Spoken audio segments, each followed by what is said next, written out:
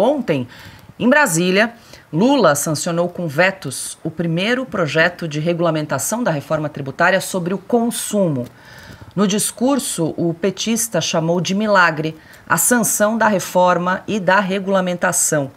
Segundo Lula, aprovar a reforma tributária só era possível em uma ditadura. Quem entende de história e quem entende de política sabe que só é possível aprovar uma coisa dessa magnitude no regime autoritário. No regime democrático era humanamente impossível aprovar. Quando você tem um regime autoritário, que você tem uma imprensa castrada, que você tem um sindicalismo castrado, que você tem uma sociedade aprisionada pela censura, você pode fazer qualquer coisa. Mas fazer o que nós fizemos num regime democrático, com um Congresso onde o meu partido só tinha 70 deputados e 9 senadores. Fazer isso com imprensa livre, com sindicato livre e com empresário podendo falar o que quiser, demonstra, meu querido Pacheco, meu querido, Reginaldo, meu querido Eduardo Braga, que a democracia é a melhor forma de governança que existe no planeta Terra. Em meio à decisão tomada pelo Planalto de revogar o projeto que ampliava o monitoramento das transações via Pix, depois da repercussão do vídeo de Nicolas Ferreira com críticas à medida, nesse mesmo evento, Lula afirmou que o governo não deve ter medo de enfrentar as fake news. É por isso que nós não temos que ter medo de enfrentar a mentira. Nós não temos que ter nenhuma preocupação de enfrentar essas pessoas travestidas de político que, na verdade, tentaram dar um golpe nesse país dia 8 de janeiro de 2002.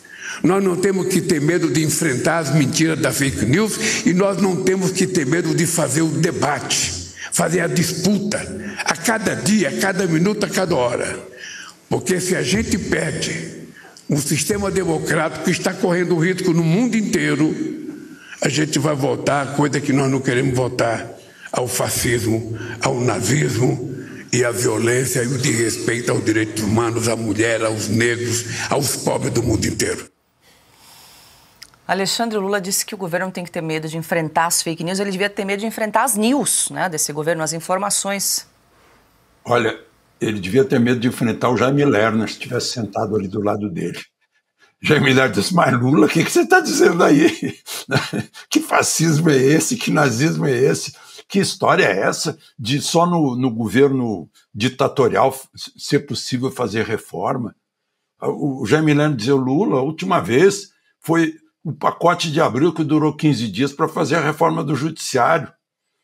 Depois nunca mais, depois fizeram reforma trabalhista no governo Temer, agora recente, que conseguiu tirar do ônus dos trabalhadores a obrigatoriedade de pagar o imposto sindical, por exemplo. Né?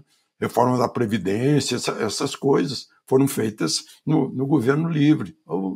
Mas Jaime Lerner já se foi, poderia tê-lo alertado a respeito disso. Agora, uma coisa aqui entre nós, só entre nós. Faz 40 dias, mais ou menos, 40 dias, ou amanhã faz 40 dias, que supostamente ele cortou um pedacinho aqui do couro cabeludo para fazer aquela cirurgia para aliviar o hematoma. Está usando chapéu até hoje, por quê? Porque faz também 40 dias que eu cortei o cabelo bem baixinho, o cabelo já tá longo. Eu não estou entendendo. Ou ele gostou da moda do Panamá e está usando esse Panamá equatoriano, né? Porque fica estranho, né? A pessoa de chapéu dentro de um recinto fechado. Meu avô me ensinou, disse, não se usa chapéu dentro de casa, né? Mas, enfim, imagino que ele já não tenha mais nada para esconder dentro da cabeça, ou fora da cabeça, né? No couro cabeludo. Mas, enfim, agora, essa fala aí, meu Deus do céu, né? E as pessoas aplaudem, né? O pessoal da corte está lá, os áulicos, que enganam a pessoa, né? Esse é o problema de o governo não querer discussão.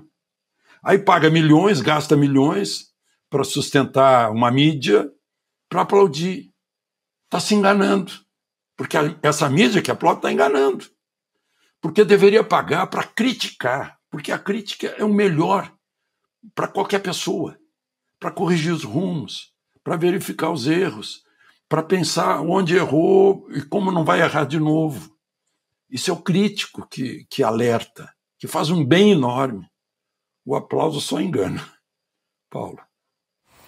E aí, Piotr, o presidente Lula classificou como um milagre aí a sanção da reforma tributária, foi só elogios com o Pacheco, a gente até vai exibir alguns trechos aqui da fala do Pacheco com o Lula, nenhuma menção a Arthur Lira, que, quer queira, quer não, foi o grande articulador da reforma tributária, ainda que pese que seja muito ruim. Sim. Mas foi ele que articulou no Congresso. Aliás, é ruim porque ele atropelou. É digno não de democracia, ele atropelou a votação lá no primeiro turno ainda, lá no primeiro semestre ainda do ano passado, da discussão da reforma tributária. Chegava o texto ali, os parlamentares não tinham tempo de votar e aí o governo já tinha, podemos usar uma expressão que é terrível, mas aquele monte de emenda quer dizer o quê? Está comprando o que? A consciência, o voto, alguma coisa. Por que aquelas emendas eram liberadas naquele momento? E aí, bom, os parlamentares, aí neste caso os parlamentares que respondam o porquê que eles votaram a favor depois da emenda. Mas enfim, e ele está comemorando uma emenda que terá 28% de alíquota. Não sou eu que estou dizendo, é o Bernard Api, um dos funcionários do governo ali, que pensaram nessa reforma tributária. 28% é a mais alta do mundo, se não me engano. Se não for a mais alta, é a segunda mais alta. 28%. Um sistema que não está simplificando absolutamente nada. Eu tenho uma série de problemas. A lógica da reforma tributária era ter uma alíquota. Você tem uma alíquota que engloba todos os impostos. No caso do Brasil, continental, uma para estados e outra para o governo federal. Impostos federais, impostos estaduais e também o municipal aqui. Não. Depende da situação. A Zona Franca, por exemplo, tem uma série de exceções. Aí você tem, por exemplo, alguns produtos. Agora tem o imposto do pecado também. Ou seja, você tem uma série de coisas dessa reforma que, primeiro, não simplificou o processo. Dá uma ideia de simplificação, mas não é uma simplificação. Sem contar que você vai levar a carga tributária a 28%. 28%, sobretudo sobre os serviços, que vão pagar muito mais imposto do que outros setores. O maior empregador hoje no país é o setor de serviços. É uma reforma anti-emprego, a começar desse aspecto. Sem contar que, convenhamos, da forma como foi feita, o Pacheco era líder do governo no Senado. Nas horas vagas, presidente do Senado.